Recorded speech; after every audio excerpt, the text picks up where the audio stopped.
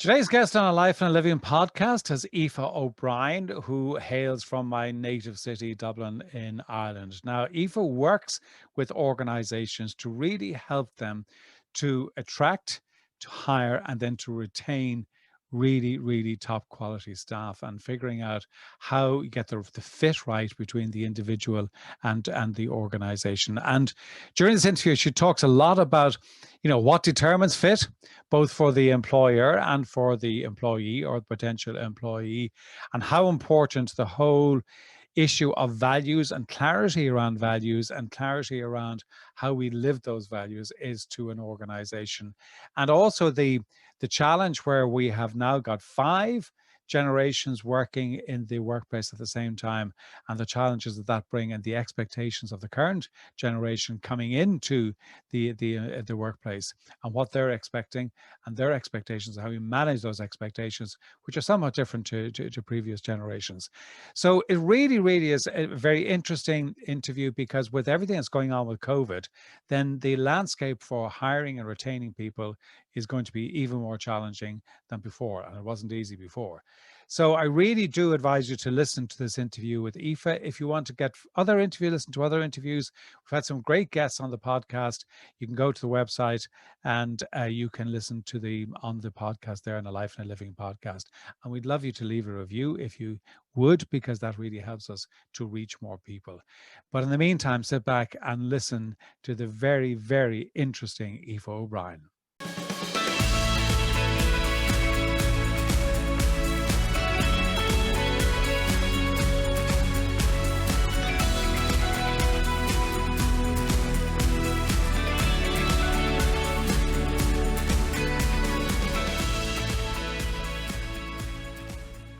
Aoife, thank you so much indeed for joining me here in a Life and a Living podcast. It's great to have another Dubliner on the podcast. Likewise, John. It's just a pleasure to be here and delighted to be here today. Yeah, don't get too many Dubliners. I must do something about that and actually bring us out in force to the world. But just in the background, you've got your business empowerment coaching, and one of the things that you say in that, if you want to be happier at work, you've come to the right place. And I'm just wondering, I mean, it's a great line, it's a great strap line, but I'm just wondering, in terms of, people right now in the midst of COVID, how do you find are people at work? I think it's a mix at the moment. So anecdotally, a couple of things that I've heard would be, I'm just going to hold on for a few months until after COVID, as if it's going to go away quite quickly. But I think what people will realize that it's here to stay for at least another few years. So if you're not happy at work, now is the time to do something about it. And do you think that with all of COVID, because people, I think in many ways, COVID has been an accelerator in terms of making things change a little bit faster. Remote working obviously wasn't new, but, people working remotely 100%, or 100% of people working remotely 100% of the time is new. And there's obviously that, when we go back, God only knows what it'll be like, but the general sense is that it'll be a type of hybrid situation, which does open up opportunities and threats. But do you think people feel that there will be, as you say, post-COVID, whenever that is, there will be more opportunities and they are biding their time to leave? Or they're saying, well, hang on a second, I've really got to upskill myself to make sure that I'm becoming more valuable to my current employer? Do you know what? I think people are, if they're not happy in work, they're not really thinking about their current employer, because there's something that's not quite right around, they don't feel like they belong, or they don't feel like they fit in. So I think most of the time they're biding their time for other opportunities, but they're thinking now is not the right time because we're in the middle of this pandemic. But I think, like I said, I think it's going to last for another few years. It's not going to just simply go away. So it's more about focusing on, okay, how can I understand my own value and what I can bring to an organization in order to apply for something else? Or they're just afraid to leave because they haven't started looking, because they don't think that there's something else out there yet. Yeah. And you talked about fit, and, and fit is kind of a two-way street, because one is, as if you're the employer, how do I hire people that fit? Mm-hmm. But from the applicant perspective, or the individual perspective, how do I know I will fit into the organization that I'm being interviewed by. So talk to me about fit and how you define it and how you Absolutely. actually hire for it and how you actually get a sense, or how do you go about it? If you're interviewing me for a job, how do I get a sense of whether I'm going to fit in or not? Yeah, I'll take that from, from both sides. So I'll start with the organizational perspective first. For me, fit is really fundamental around three very specific aspects, and that is values congruence or values alignment, need satisfaction, and skills or abilities that people have and how they match with the job that they're being hired for. So when you're looking to hire someone, it's really important to understand, well, first of all, understand your own values as an organization. And that's not the values that are painted on the wall or put in the email signature. It's really about the behaviors that are observed and observable in the organization, and especially the behaviors of senior leaders, because those kind of behaviors are amplified. So for example, if as an organization you say that you value transparency and fairness, but that's not happening at senior leadership level, then that goes against what you're saying as an organization. And they're the kind of observable values.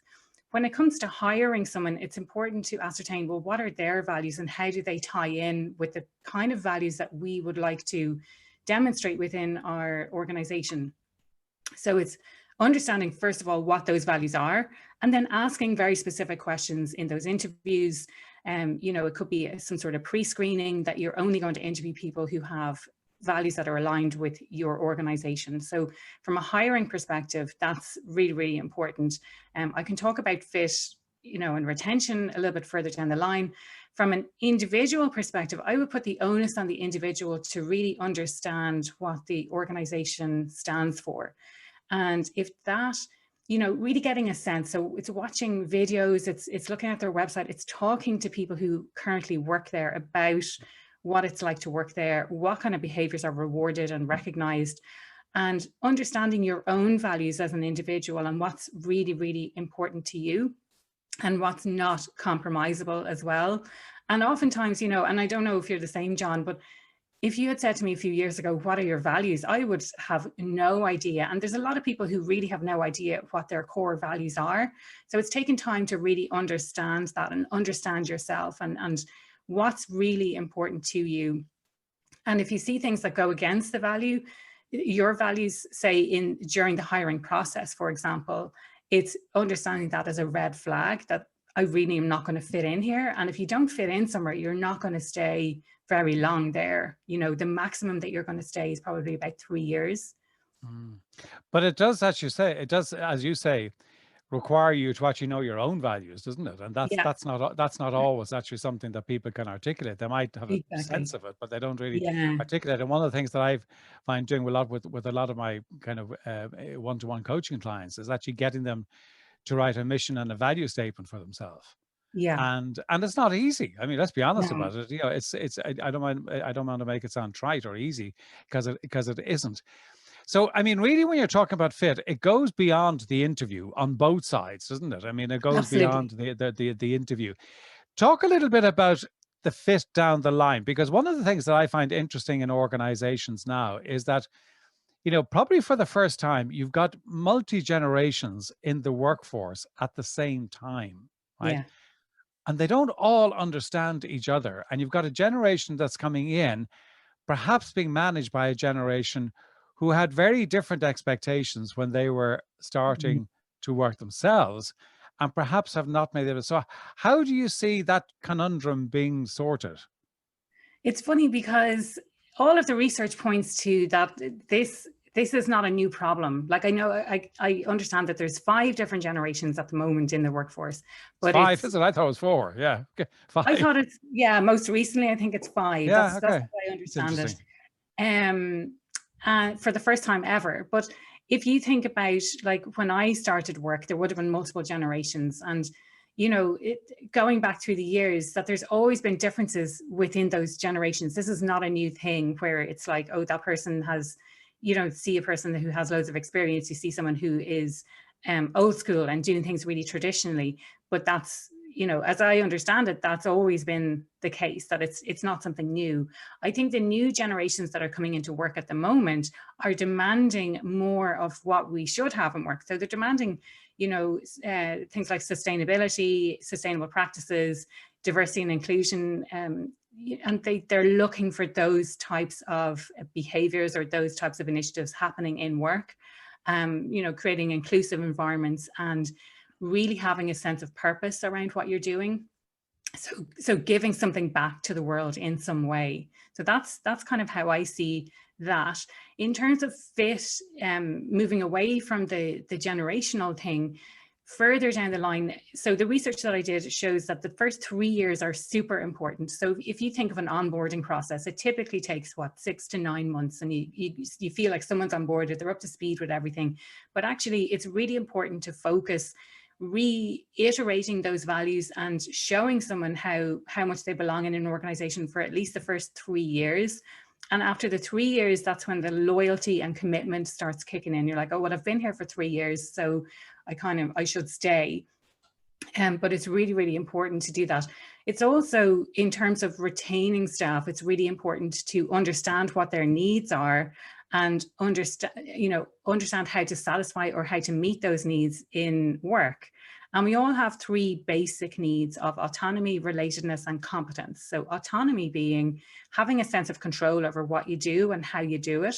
Relatedness ties in with how well you get on with the other people on the team or in the organization.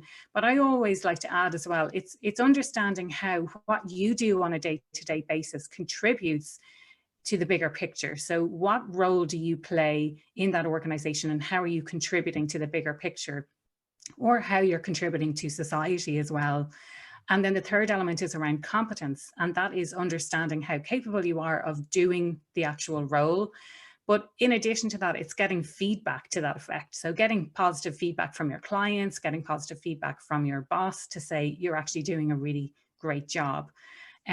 So really understanding, they're just the basic needs. We might have additional needs, things like recognition, it could be status or power, so understanding what additional needs that we have, and really being able to have those conversations. And similar with values, I think, John, like people they don't necessarily know what their needs are, but they know when their needs are not being met because they're not happy. So it's being able to have those conversations and facilitate those conversations about, like, what is it exactly that you're not getting that you need to get? When you're working with organizations, and I know that the work that you do is very much around helping organizations to identify, attract and retain staff. What are the things that when you go into an organization, what are the things are you looking to do or change that helps them to do that better? Well, sorry. Part of that will be initially understanding what their values are. So either they have started out with some values and they've got a little bit lost, or they've lost their sense of purpose as an organization, or they'll have their values, but those values are not being lived by the people in the organization. So it's assessing the alignment between what's being said and what's being done in the organization. Or if they don't have the values, it's really clearly defining what behaviors are expected in that organization. How are those behaviors going to be rewarded? How are they going to be recognized? And how is it going to be dealt with if those behaviors or if you're doing something that goes against the values of the organization? So that's one element. Another element is educating leaders, educating managers, and educating team members about this idea of needs, and how needs can, or how to understand your own needs, or how to have those conversations about needs, and understanding what needs are, or what needs are fundamental, which is the autonomy, relatedness, and competence, and what additional needs that people may have that they can identify with. So I know for me, recognition is a really key one. Another area would be around strengths. So this idea of having the abilities to meet the demands of the job. And that, again, it's something it's the least important element of fit, but it's still something to consider, to making sure that people can maximize their potential in an organization. And everything that I do is grounded in data and research. So whether it's using data that organizations already have or carrying out surveys to, to elicit that information that I need. And that's done on an ongoing basis. And so we kind of set a baseline at the start and then measure that on a quarterly basis as time goes on, as the programs are implemented. And typically when you're going into an organization, how long do you work with an organization? Typically, how long would you work with an organization to really kind of make sure this is embedded? It really depends on the organization, but it oftentimes, like the kind of standard would be around a year, because it's going Right. to be at least a year before you start to see any real changes in what's going on, in the numbers that they're really trying to change, which is predominantly around retention. So they're trying to retain their staff. They know that they have an issue. They want to put their people first, or they are the kind of organization that puts their people first. They know the value of people to their organization. They know that people are their biggest asset. But they still have an issue with it, or they want to improve things, even by improving things slightly, by moving the dial slightly on their retention numbers, they know that they can save a lot of money. So it does tend to be in and around a year for a lot of the programs. Yeah, I mean, because it's a really growing need, isn't it? Because Yeah, whatever, yeah, I mean, no one's crystal ball as to exactly what the way the world will look like post COVID. But I think the one thing that we all know for sure and for certain is that there is going to be increasing competition for talent. yeah, that's it. I And think. Yeah. because the acceptability now of remote working just kind of Mhm. opens that up. So this is a big challenge for organizations. One of the things that you talk about is creating this culture of wellness.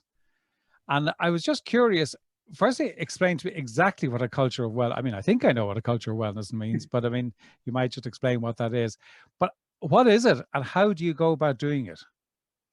For me, it centers around putting people and their wellness as central to what you do as an organization. So if people are well and happy at work, then they do more productive work and they're likely to stay longer. And especially, as I mentioned, the younger generations coming in, they demand this type of approach to work. So it's having something in place that is, it's very strategic, it's very unique and tailored approach to an individual organization by asking their staff, what exactly is it that you're looking for? What is it that you need? And it's satisfying those needs of the individuals or collectively as of the employees in an organization. So that's how I would define it. And I think if you can make sure that your staff are happy, it's going to reduce absenteeism. It's going to make sure that people are highly productive and that they're reaching their full potential. Right. Okay. And some of the other things that you talk about quite a bit, and they're kind of connected into the whole thing of well-being is kind of resilience and avoiding stress and burnout. And I mean, and there's a certain amount of stress that is healthy. Once you go beyond that, it becomes unhealthy. But also I mean, the COVID has kind of brought in a slightly another dimension to this kind Mhm. of resilience. So how do you recommend to companies to help staff to be resilient and to avoid the burnout? That's a great question. I think for me, it's identifying initially that there is a problem and creating I don't know, is this too much of an academic term, but I do hear other people using it as well, a psychologically safe environment where it's okay Mm, to say that you can't cope. So a lot of my clients will come to me and they will be in situations where they're highly stressed, but they don't want to let anyone know because they don't want to give the impression that they can't cope with the job, that they can't do the job. They feel that they're going to be judged if they ask for help. So it's creating that psychologically safe environment where it's okay that you trust your manager, that they're not going to judge you in the future by saying, oh, I'm not going to give that work to Aoife because I know that you won't really cope with it. I suppose the other thing about resilience is that we're not born without resilience. So we are born with a sense of resilience, and it's going through these stressful situations that allows us to build up our resilience. And I think if we can take time out and whether it's using journaling techniques or mindfulness techniques, and really understand ourselves. And it comes back to this idea of self-awareness, that if we can understand ourselves and what's going on for us, that we can build up that level of resilience and congratulate ourselves for we've made it this far through a global pandemic. I think that's something, there's a lot to be said for that. I think the added thing with COVID, especially for a lot of people working from home, is this idea of boundaries. And there's no boundaries at the moment between work and play or work and home for a lot of people. We're stuck at home and we're working from home, but then we're also living at home as well. And unless you have a separate dedicated office space, then oftentimes you're going to be working in an area that you also live in, which can be stressful, or it means that the laptop is still there and it's in front of you, and you can,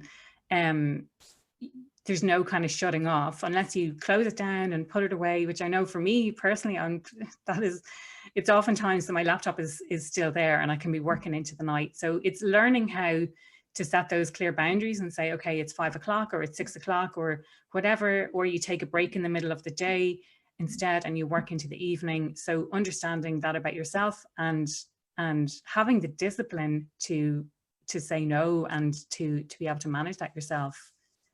Yeah, it's a difficult one, isn't it? Because I think that kind of giving yourself the clear demarcation lines between what's work and what's not work. Yeah. And to a large extent, even if, while we all might have given out in the past about the commute actually was that little bit of a breaker, wasn't it, between one to the other. And also coming home, you kind of decompress. So when you got home, but you don't have that now because you're probably going either from, depending on your situation, from one room to another, or you're staying in the same room even. Exactly, yeah. I've heard stories of people leaving their house, even if it's going for a short 5-minute walk around the block or something like that, but just getting out of the house at the start of the day and at the end of the day to denote that idea of, well, this is my commute now. I'm just going for a walk around the block. Work starts, I do my work. Okay, work over, leave the house, do a walk around the block. And that's it, then you're done for work. And I thought that was a genius idea. I thought that was really good. That's clever, actually, yeah. Of leaving the house and coming back in to start work and doing the same at the end as well. Yeah, and very simple and easy to implement. But I think, but I think it is important.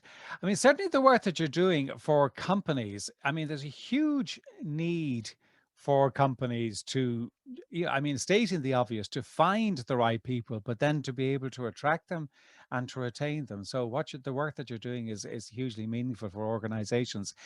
2 questions before we wrap up that I ask everybody. A book that has had an impact upon you. What's the book and what was the impact? I've recently listened on audiobook to a great book called Leadership and Self-Deception. And it's a difficult book to read, and I say that not because it's hard. It's told in a story, in a fable, and I didn't know it when I first started listening. I didn't know it was a fable. I didn't know it wasn't based on fact. I loved the way it was told, but what it forces you to do is take responsibility for your own problems and for your contribution to what, and especially in the workplace. So how is it that you're contributing to what's going on, and really forcing us to understand ourselves and take responsibility for ourselves. I think it's definitely had a profound impact on me. Having listened to it, now I want to go out and buy it. So I have a physical copy that I can mark and I can go through and refer back to. It's the kind of thing that there's some really great nuggets to come out of it. I would highly recommend it to anyone. What's the name again? Leadership and Self-Deception, and it's unique.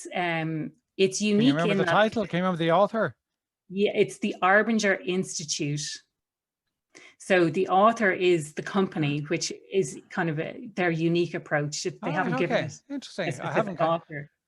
That's a new one for my list. I think you would really, really enjoy it. Yeah. Okay, like it's the approach to leadership, and it's telling the story of how to create a culture where people will really stay. And that's this idea of taking responsibility, and everyone takes responsibility for their own part that they play. Oh, that's great. I love it when somebody mentions a book that I haven't come across. Yeah. And that's definitely one. Daily rituals, do you have them? What are they and what do they do for you? You know what? I was thinking about this and I was like, I'm the kind of person, I'm quite hard on myself a lot of the time. Like, I don't have daily rituals. I do, though. I do have daily rituals. I tend to go out for either a walk or a run. I'll go out for a run 3 times a week. And then I'll go for a walk every other day. So 4 days a week. I listen to meditation before I go to sleep. And I also read for like 30 to 45 minutes before bed every night religiously. So I get through about 52 books a year, about a book a week. They're pretty good rituals. So for Yeah. somebody who says they don't do rituals, they're Yeah, pretty well, good this is it. rituals. I forget sometimes, that you're kind of like, I've been reading before bed for so long that I just kind of take it for granted now that it's like, oh, It's just part of it. Well, that's just something I do. that's what a ritual is. It becomes Yeah, part of what you do. exactly. Aoife, this has been fantastic. Thank you so much for being a guest today. Where can people get in touch with you? We'll have everything in the show notes, but if they're listening, where can they get in touch with you now? Feel free to search happieratwork.ie. So I'm across social media. My new website is being built at the moment. So yeah, it should be available wherever you get that, and Happier at Work podcast as well. So if you search the podcast, you can definitely check that out as well. Great. Aoife, thank you so much for being a guest. It's been a real honor, and it's great to have another dub on the show. Thanks, John. Thanks so much.